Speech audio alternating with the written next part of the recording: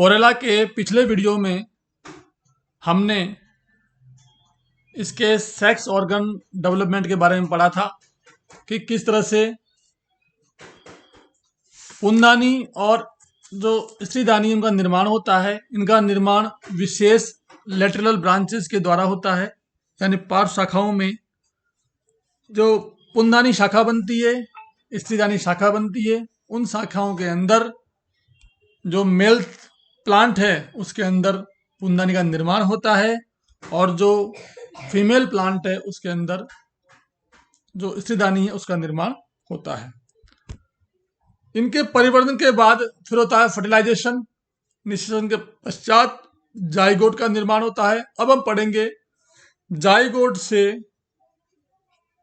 जो इसका बीजाणुद्भिद है उसका निर्माण या स्पोरोगोनियम का परिवर्तन। ऊस्पोर स्पोरोफाइट की मातृ कोशिका होती है और परिवर्तन के द्वारा स्पोरोगोनियम अर्थात बीजाणु का निर्माण करती है, जो गेमेटोफाइट पर आश्रित रहता है। सबसे पहला इसमें जो ये जाइगोट है इसके ऊपर एक भित्ति स्त्रावित हो जाती है सेलुलोज की। उसके बाद उसे कहेंगे हम निषिक्तांड या ऊस्पोर। इसमें प्रथम विभाजन होता है अनुप्रस्थ भित्ति के द्वारा। ये देखो यहाँ विभाजन हो रहा है अनुप्रस्थ भित्ति के द्वारा। दो कोशिकाएं बनती है यहाँ पे, एपीबेसल सेल और हाइपोबेसल सेल, यानी हिंदी में कहें तो बाह्य अध्यादर कोशिका, इसको कहें तो बाह्य अध्यादर कोशिका, और इसको कहें हिंदी में तो भीतरी अधराधर कोशिका। इस तरह से दो कोशिकाओं का निर्माण यहाँ पे होता है। अब इसमें जो हाइपोबेसल सेल है उसके अंदर पुनः अनुप्रस्थ विभाजन होता है और फलस्वरूप यहाँ पर दो कोशिकाएं बन जाती है, यानी 3 कोशिकीय एम्ब्रियो का निर्माण यहाँ पर हो जाता है। जो हाइपोबेसल सेल है इसमें आगे विभाजन अब नहीं होता है और ये एक कोशिकीय चूसकांक का निर्माण करती है। एक कोशिकीय चूसकांक का निर्माण करती है। और जो ऊपरी वाली कोशिका है, जो ऊपरी जो 2 कोशिकाएं हैं, वह संपूर्ण स्पोरोगोनियम का परिवर्धन करती हैं। उन दोनों कोशिकाओं में अनुप्रस्थ व उदग्र विभाजन के द्वारा लंबा बहुकोशिकीय भ्रूण का निर्माण होता है। इसके विभाजन अनियमित क्रम में होते हैं और भ्रूण के आधारी खंड में बहुकोशिकीय पैरेन्काइमेटस फुट का निर्माण होता है, जो अधिक फूला हुआ नहीं होता है। भ्रूण के मध्य में सीटा का निर्माण होता है, जिसका आधारी व दूरस्थ सिरा क्रम रूप से फुट व कैप्सूल से कंबाइंड रहता है। जो भ्रूण के ऊपरी खंड की जो सतही कोशिकाएं हैं, इनके अंदर होता है पेरिक्लाइनल और एंटीक्लाइनल डिवीजन। देखो यहाँ पे बार बार ये डिवीजन हो रहे हैं, तो यहाँ हम सीधा यहाँ आ जाते हैं। इसकी जो ऊपरी कोशिकाएं, जो सतही कोशिकाएं, इनमें होता है पेरिक्लाइनल डिवीजन और इनसे 2 लेयर बनती है। यहाँ पे जो बाहरी लेयर है, जो ये बाहर है, ये है एम्फीथीसियम। बाहरी लेयर यहाँ पे है, थोड़ा कलर में चेंज कर लेता हूँ। और जो अंदर की लेयर है ये है एंडोथीसियम, यानी ये जो पूरी लेयर है अंदर वाली ये एंडोथीसियम और बाहर वाली है एम्फीथीसियम, यानी हिंदी में कहें तो बाहर वाली को बहिस्थीसियम और अंदर वाली अंतस्थीसियम।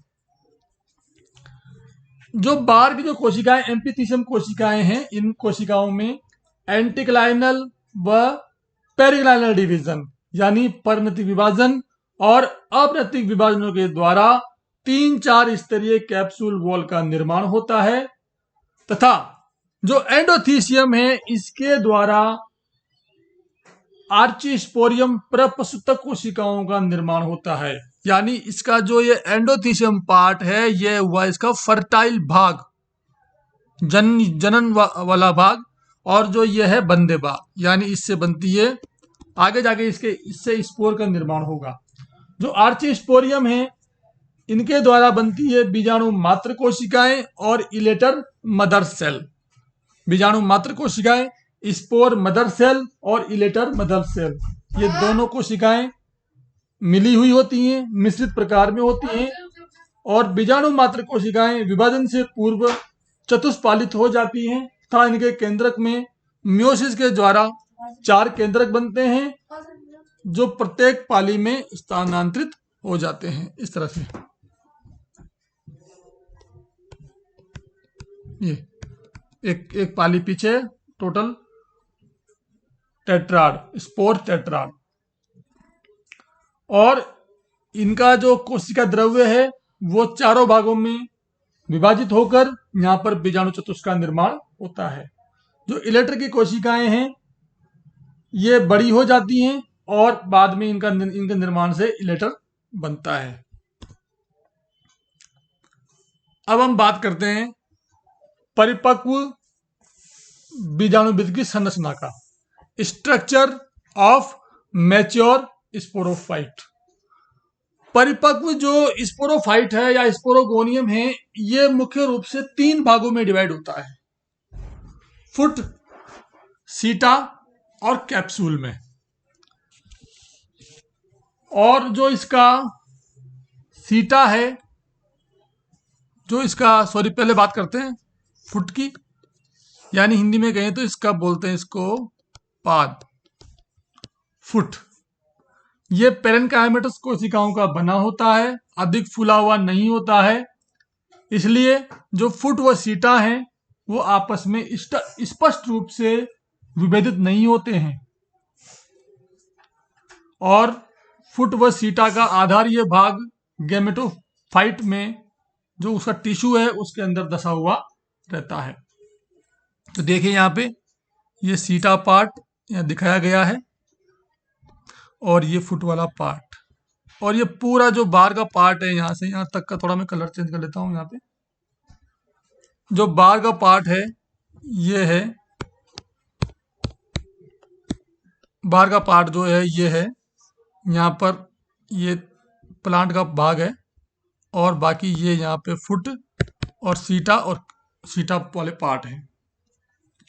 अब आगे देखिए, कैप्सूल यहाँ पे गोलाकार संरचना होती है। इसकी जो भित्ति है कैप्सूल वॉल, कैप्सूल वॉल, ये देखो कैप्सूल वॉल यहाँ पे बता रखी है आर पार, ये वाली ये है इसे बोलते हैं कैप्सूल वॉल। ये 2-3 स्तरीय होती है। कैप्सूल गुहा में अनेक बीजाणु व इलेटर्स पाए जाते हैं। देखो यहाँ पे गोल गोल तो यहाँ पे बीजाणु हैं और जो लंबे वाले हैं वो है स्पोर, गोल गोल बीजाणु हैं और लंबे वाले यहाँ पे स्पोर्स हैं। इलेटर छोटे व नुकीले सिरों युक्त होते हैं जिनकी भित्तियों पर 2-3 स्पाइरल थिकनिंग बैंड्स उपस्थित होते हैं। यहाँ डायग्राम अगर मैं बनाना चाहूं तो इस तरह से आएगा। यहाँ पे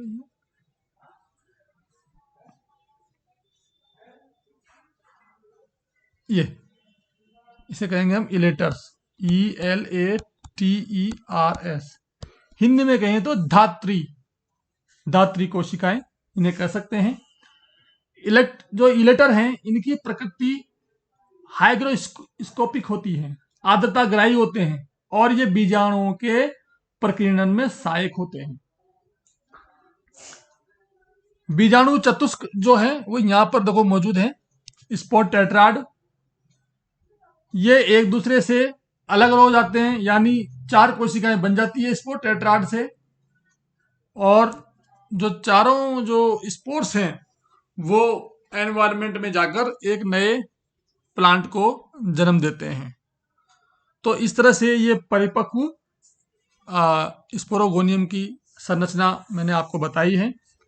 ये इसका ये एलएस सेक्शन है, अनुदैर्ध्य काट है, और यहाँ पे इसकी ये बाह्य संरचना है। यहाँ देखिए आप, यहाँ कैलेप्टर दिखाई दे रहा है, कैप्सूल दिखाई दे रहा है, आर्केगोनियम की नेक दिखाई दे रही है, कैलेप्ट्रा यहाँ पर भी है, spore mother cell, elaters, remain of neck of archegonium, ये सब दिखाई दे रहे हैं।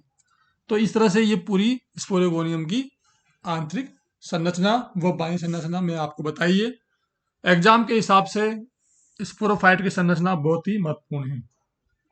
अब बताता हूं मैं आपको कैप्सूल का स्फुटन किस प्रकार से होता है। बीजाणुओं के परिपक्व होने के बाद में कैप्सूल वृत्त की कोशिकाओं में भूरे रंग का वर्णक बनता है। इस समय सीटा की जो लंबाई है उसमें वृद्धि होती है, यानी यहाँ पर लगातार वृद्धि होती है। और जो इसकी आवरण है ऊपर, जो जैसे मान लो कैलिप्ट्रा है, परिदल है, परिचक्र है, इनसे तोड़कर ये बाहर निकल जाता है।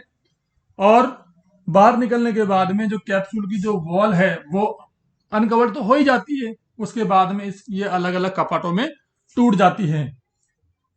और लेकिन वो जो स्फुटन है वो आधार तक नहीं पहुंचता है। इस तरह से जो इलेटर्स हैं, जो इलेटर्स बीजाणुओं के प्रकीर्णन में सहायक होते हैं और उनकी सहायता से बीजाणु एनवायरनमेंट में चले जाते हैं और एक अनुकूल कंडीशन आने पर एक नए प्लांट्स को जन्म देते हैं। अब यहाँ पे पीढ़ी एकांतरण बताऊंगा मैं आपको। पोरेला में सुस्पष्ट पीढ़ी एकांतरण पाया जाता है। मुख्य पादप काय है जो पर्णिल गैमेटोफाइट होता है। ये देखिए, एक बार और रिपीट कर लेते हैं। ये फीमेल प्लांट और ये मेल प्लांट। क्लियर? क्योंकि पादप होता है डायोसियस, एक लिंगाश्रयी।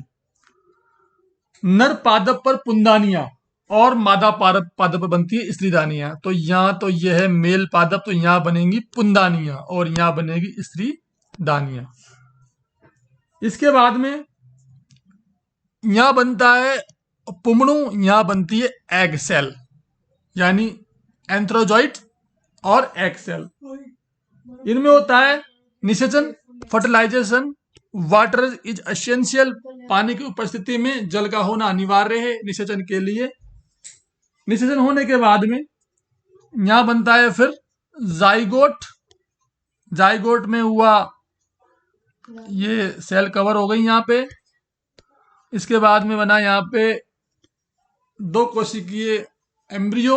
उसके बाद में डिवीजन हुए एंटिक्लाइनल, पेरिक्नाइनल और एक मल्टी सेलुलर एम्ब्रियो का निर्माण होता है। इसकी जो सतही कोशिकाएं हैं वो स्पोरोगोनियम के निर्माण में भाग लेती हैं। और कैप्सूल में बीजाणु मात्र कोशिकाओं में होता है यहाँ पर मियोसिस। ये देखिए यहाँ पे, ये spore mother cell, spore mother cell बीजाणु मात्र कोशिकाएं। यहाँ होता है मियोसिस यानी अर्धसूत्री विभाजन, और इस विभाजन से बनती है 4 कोशिकाएं। यहां तक तो स्थिति थी 2n, लेकिन मियोसिस होने के बाद में ये स्थिति हो गई यहाँ पे n अगुणित 4 कोशिकाएं बनी।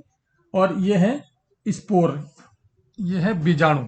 और बीजाणु से अंकुरण के द्वारा फिर बनते हैं यहाँ पर मेल प्लांट और फीमेल प्लांट का निर्माण होता है। इस प्रकार जीवन चक्र में गैमेटोफिटिक तथा स्पोरोफिटिक पीढ़ियां एकांतर क्रम में प्रकट होती हैं।